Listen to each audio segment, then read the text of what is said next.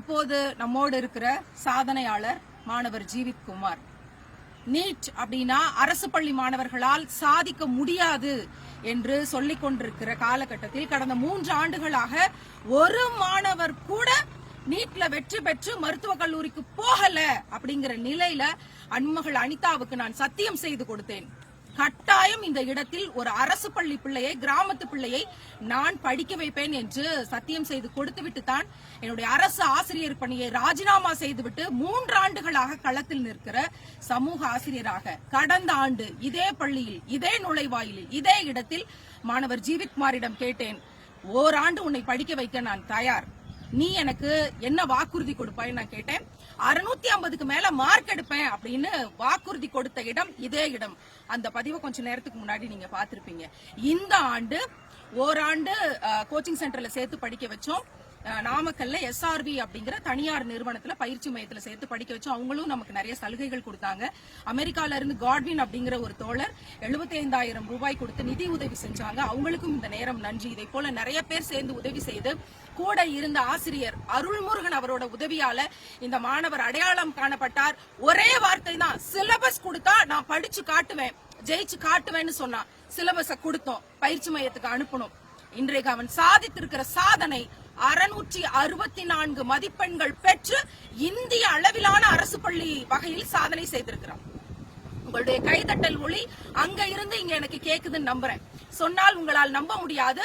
கூலி வேலை செய்யக்கூடிய ஒரு குடும்பத்தில் இருந்து, ஆடு மேய்த்து கொண்டிருக்கிற ஒரு குடும்பத்தில் இருந்து வந்து ஒரு அரசு பள்ளி மாணவன் நீட் தேர்வு என்ற மிகப்பெரிய ஒரு என்ன சொல்றது கனவுன்னு சொல்லி வச்சுக்கிட்டு இருக்காங்கல்ல, இன்னைக்கு பல கலேபரங்களை செய்து கொண்டிருக்கிறார்கள்.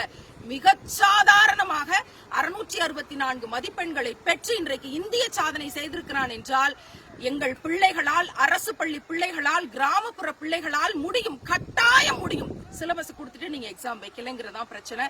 நான் கடந்த ஆண்டு கொடுத்த வாக்குறுதி கொடுத்த இதே இடத்தில் இருந்து ஜீவித் குமாருக்கு என்னுடைய வாழ்த்துக்களை பார்த்திருக்கிறேன். நீ அரசு பள்ளி பிள்ளைகளுக்கான மிகப்பெரிய நம்பிக்கையாக வந்திருக்கிறார்.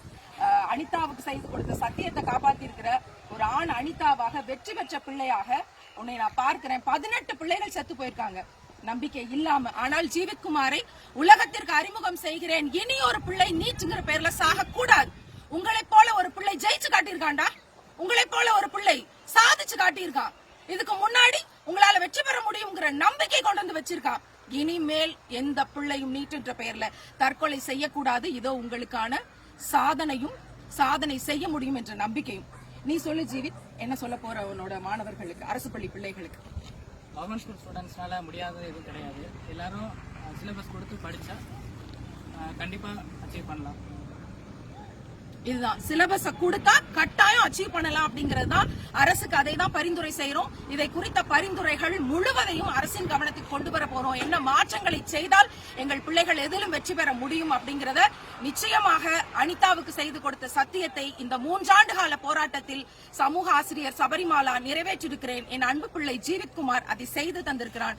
இதற்காக துணை நின்ற அவருடைய ஆசிரியர் அருள்முருகன் அவருக்கும், தலைமை ஆசிரியர் திரு மோகன் அவர்களுக்கும், உதவி செய்த நண்பர்கள் அனைவருக்கும், ஊடகத்தை சார்ந்த அனைவருக்கும் மிக்க மிக்க நன்றிகளை தெரிவித்துக் கொள்கிறோம். நிச்சயம் எங்கள் பிள்ளைகள் வெல்லுவார்கள்.